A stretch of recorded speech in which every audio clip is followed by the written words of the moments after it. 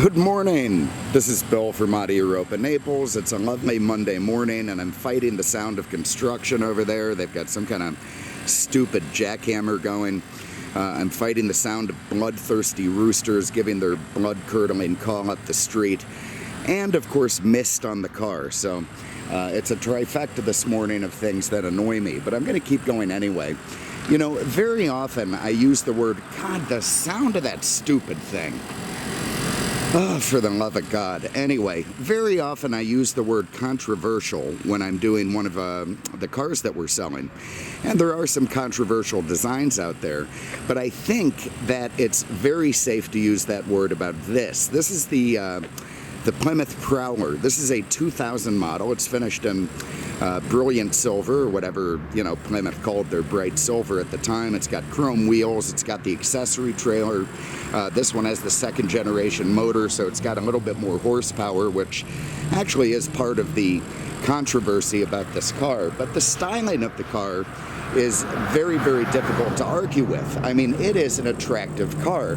Obviously, it was designed after the hot rods of the, you know, the 33 Ford, that sort of thing, the stuff that was done in the 50s, then the resurgence of that in the 1990s with guys like Boyd Coddington, and in fact, it was Chip Foose, a bit of a famous guy, who basically penned the inspiration for this Prowler. It's called the Hemisphere, and it was part of a design project that is, you know, very prestigious College of Art Design in Pasadena. Chrysler funded a project to come up with a design for a modern-day roadster, and Chip jumped right in. You know, he took a lot of pages from Boyd Coddington, who he later worked for. But anyway, we'll get into that in a moment. He penned a car called the Hemisphere, whatever. Anyway, something like that. Eventually went on to build a few. But Chrysler took, you know, his design and essentially made a Prowler concept car, and then eventually a Prowler itself. They churned out about 11,000 of them. You really have to give them credit for building it, particularly with, you know, Mercedes-Benz in charge at the time. It's hard to believe this got past the Germans. And it is a very, very cool car, despite some of the things that people are going to say about it, and I'll get into why. For one thing, this was the first car on the road to use 20-inch wheels. Back in '97, that wasn't even thought of. I mean, look at the rubber in the back of this thing. Absolutely monstrous. You know, when was the last time you saw a production car that had open-fendered front end? I mean, come on, absolutely incredible. And instead of seeing some big, you know, solid axle leaf spring thing out of the 30s, you got something that looks more at home on an Indy car. These aluminum double wishbones with Coney shocks inboard. Very, very, very cool stuff. And in fact, that was sort of the secret reason for this car, according to Tom Gale, who was the chief designer at the time. The Prowler was never really meant to be a big commercial success. I mean, it was obviously meant to be a halo car and, you know, help save the company from the cars that had saved it in the 80s, these sort of boring K cars and minivans. I mean, this thing's sitting on the Plymouth lot, and Plymouth hasn't had a rear-drive car since '89. You know, it's sitting there next to K cars or LHs and Ram vans and you know, sort of weird stuff that just didn't match. All of a sudden, you've got this two-seat, you know, $40,000 modern hot rod. It just sort of was very strange. But what it did do was instruct the Chrysler Motor Corporation on how to use aluminum. And that was about 15 years ahead of the curve, maybe even a little bit more. You know, everybody's using aluminum now for the sake of weight reduction, for fuel mileage, for, you know, all sorts of things. But it was just something they didn't do at the time. They had no production capability for it, and the Prowler changed all that. Probably the most impressive part of the Prowler is when you get it in the air and look underneath. You get a little taste of that from that big box frame right there. But anyway, they used a ton of aluminum in this car on a production level. Body panels, frame, suspension pieces, all sorts of things, and it helped teach them how to use aluminum in a much more widespread application. So very, very neat stuff. The car only weighed about 2,800 pounds, and as a result, it did move pretty good. So let's have a look here. There's a little yellow button sort of buried back there. You push that, and the trunk opens from the rear. You can see the soft top is stowed there. We'll get that up in a minute. The original Prowler mats, all very nice stuff. And if you had a very thin briefcase, you might be able to stuff it in there. So not a lot of cargo room in these cars, thus the trailer, which we'll get into in a minute. But let's have a look under the hood. Release is right there.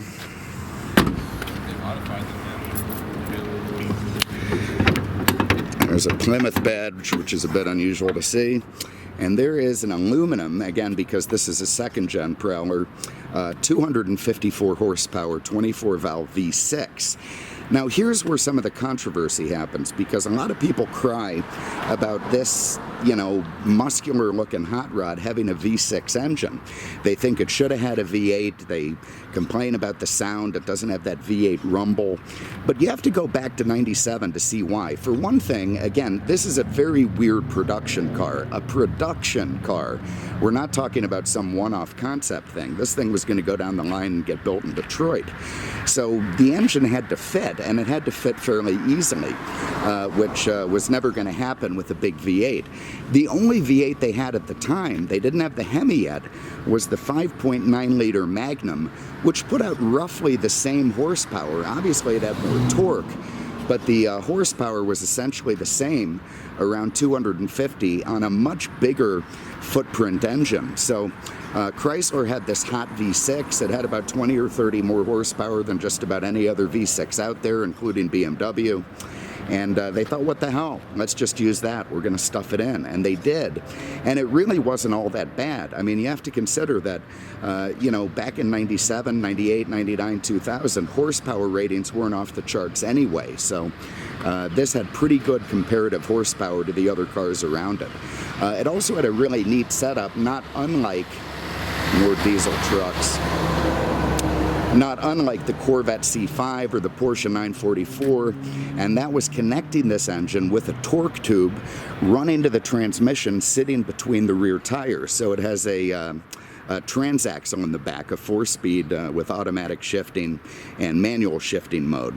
And that really helped balance the weight, made it near 50-50, which is another thing hot rods just don't have. They're always front heavy. You got this big V8 in the front, transmission, you know, right next to the driver, and then basically nothing in the back, so they handle like crap. This thing is set up not unlike a 944, which is, of course, a terrific handling car, and as a result, this car does turn in pretty impressive skid pad numbers. You can see those incredible inboard Coney shocks, the battery tipped way out here. This guy had a very anal guy, this fellow. Look at the way he installed his trickle charger on a little mounting plate.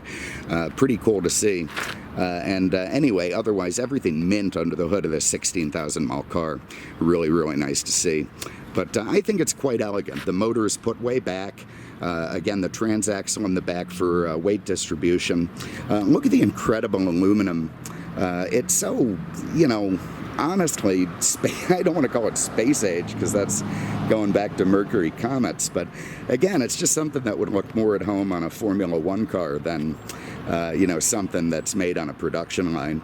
These big bumperette things, they're kind of ugly, but they're there by necessity. Of course, it had to pass all the federal bumper tests and crash tests. Getting them to do that with this car was a bit of a miracle. They do make a beautiful kit if you want to remove those. Covers this thing up and adds a little marker light to it. It looks really, really nice. In fact, if I owned one, I would do that. But it's nice to see that this car is all original and came the way it did. Anyway, everything lovely under the hood. I like the little cow catcher front end too. Very 33 Fordish. Okay, I'm going to pause for a minute so we can get the soft top up so you can have a look at that. And then we'll get it back down. You know what? Maybe I'm going to pause and do the trailer and the soft top. You can see the trailer's pretty cool. That was a $5,000 option on the Prowler, and it's nice to see it with the car. So I'll pause, we'll do both of those, then we'll go for a drive. Okay, here it is with the soft top up and in place. You can hear the roosters down there. giving me the creeps. They're really loud this morning. Anyway, nice black, simple soft top, actually fairly easy to operate. Again, one of the things that distinguishes this car from the cars that it was emulating, the old hot rods, you know, glass rear window with the frost, good door seals, good watertight qualities, easy to stow, and seals, you know, the way a production car only can. And that's part of what makes these things so unique to the world. So anyway, looks great with the top up, beautiful low roof line. Love the way the windows all work and come together in the design. See, we're fighting a bit of mist this morning, but what can you do? Anyway, we'll get that top back down and go for a spin. All right, so here it is connected with the trailer in place. You can see it's quite an interesting package. Very unusual way to go down the road. You know, this trailer was the only accessory that the factory warranty allowed you to tow with the Prowler, which does make sense. Yeah, I don't think you'd want to connect a front end loader to it. That could end up bad for everybody. But what an attractive little trailer it is. And boy, does it add some utility to the idea that this could be a weekend getaway vehicle. I mean, you know, obviously it's a bit of a contraption going down the road, but you certainly do get to have luggage and room for 2 people in the back of this thing, no problem. You can see it has matching alloys, chromed, beautiful, matching design, similar taillights, and altogether just adds a very nice level of practicality to the Prowler.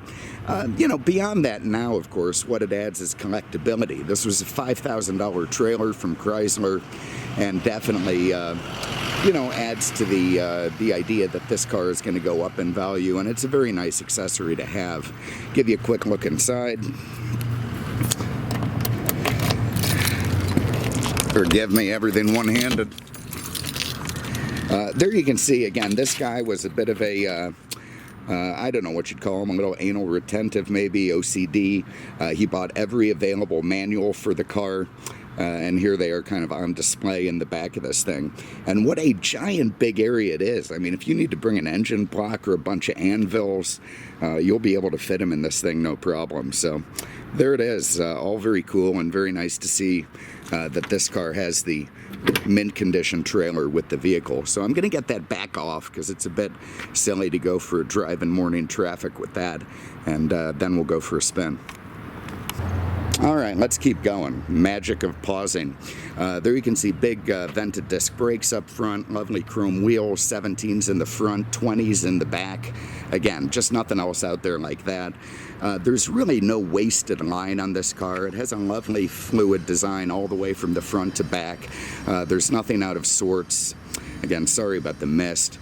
You got these giant big twice pipes there. You got a little Prowler filler for the original trailer hitch. You got these sort of emulated fat fenders on the sides. You know, I think this is a really cool car, and you certainly do have to give them credit for building the thing. You know what I'm going to do? After this video, I'm probably going to go get it up on a lift and do a little addendum to it afterwards. So we'll see if we can see it from underneath. But I give them a lot of credit for building this thing. Okay, inside you can see very, very nice leather. You know, for basically using all off-the-shelf parts, they did a nice job with it. The entry and egress is pretty tight. This is as wide as the door opens. You don't know why they couldn't have designed that a bit better, but they didn't. So you better not be a giant fat guy trying to get in and out of here. Lovely leather bucket seats, absolutely gorgeous, soft, supple leather. Looks like they're out of a Fifth Avenue, the way Chrysler does with their soft leather. Got these little hoopy things there on, you know, they look like roll bars, but they're not. You know, all this stuff out of the parts bins, the power window, power lock, power mirror, pull handle. You know, even though it was all off-the-shelf stuff, they did a really nice job of integrating it into this car. Let's hop in. Can't believe I'm still fighting mist. I really thought that was a summer thing. A little bit of a growl out of that V6 as it fires to life. Get our seatbelt on. You know, and another thing you have to consider about this when you're comparing it to all the hot rods out there, it's got airbags, it's got seat belts, it's got anti-lock brakes. Well, maybe it doesn't. Actually, I don't know about the anti-locks. Probably not. but it's got a ton of safety in it that you don't get in a general hot rod, you know. It's also got air conditioning, cruise control, very nice stereo with a CD changer.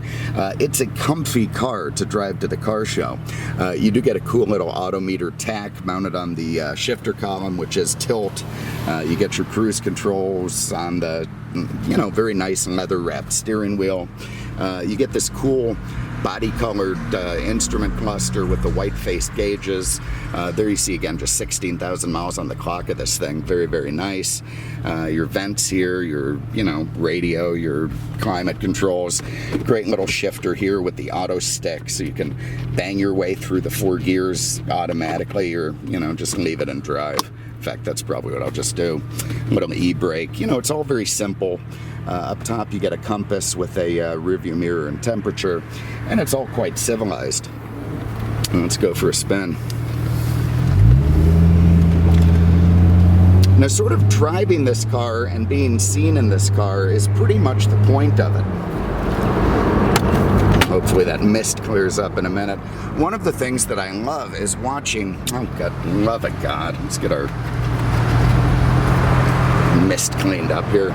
One of the things that I love when I'm driving this thing is watching the fenders in the front turn with the steering wheel. That's very cool. The way they bounce up and down, also very cool. You can see the suspension working. You don't get much of a view of the hood. You can kind of barely see it. But all in all, it's a really unique driving experience.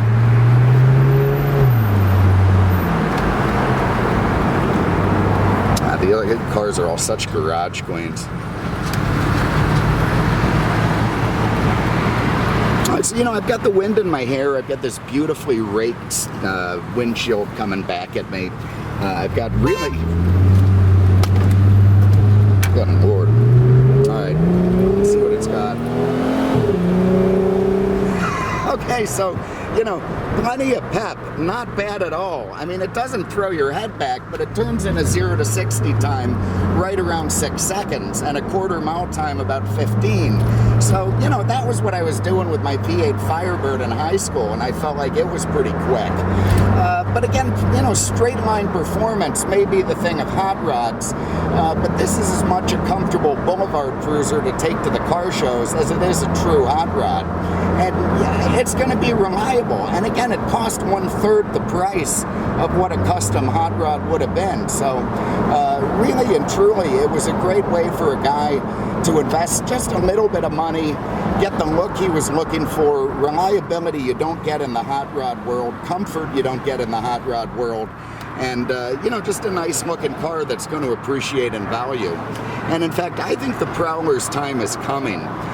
It is such an unusual car. It's so, you know, they didn't make that many of them. They're incredible in terms of even having been produced. The top goes down. Listen to that thing.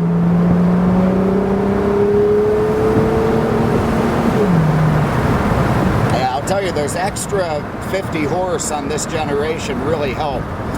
But anyway, the Prowler's time is coming, man. These things aren't going to be getting any cheaper. They're really not. They're such an unusual car. They're so, you know, microscopically built, essentially assembled by hand, a lot of them in Detroit, you know, by a company experimenting with aluminum. It's just a neat story, and some neat people are involved in it. I promised to talk about Chip Foose, again, the inspiration for this. You know, he did work at that Pasadena College of Art Design. He also worked for Boyd Coddington, who sort of revolutionized hot rodding in the 70s and 80s. You remember that ZZ Top car, that 33 Ford, the Eliminator. And Boyd, he had been working as a machinist at Disney World, keeping rides going as he got into hot rodding. And of course, then he, you know, became a world famous hot rodder. And what he essentially did was carve all his parts out of billet aluminum. It was called billeting, just a big chunk of aluminum. And he'd carve what he needed out of it. So really cool stuff. And again, all of that, you know, the original 50s hot rods, the the Boyd Coddington stuff, they were all inspiration for this car, which was also one of the first retro modern cars. You know, the Beetle was being designed at the same time, but you know, it came out, it inspired the PT Cruiser, the Thunderbird, the HHR, you know, a lot of stuff that that probably wouldn't have been built otherwise. So, bit of a trailblazer, this thing. Anyway, I'm rambling. Pretty neat car. 2000 Plymouth Prowler, 16,000 miles with trailer. Nice conservative color combination and a very wild car, something I've always liked. And this is a real champion. If you want one to put away, want to, you know, see if it goes up in value, have something fun to drive, you're going to do well having this one. Give us a call if you have an interest, 239-298-8000, on the web at aenaples.com. Thank you again for having a look. We really appreciate it, and we'll see you with the next one. Take care.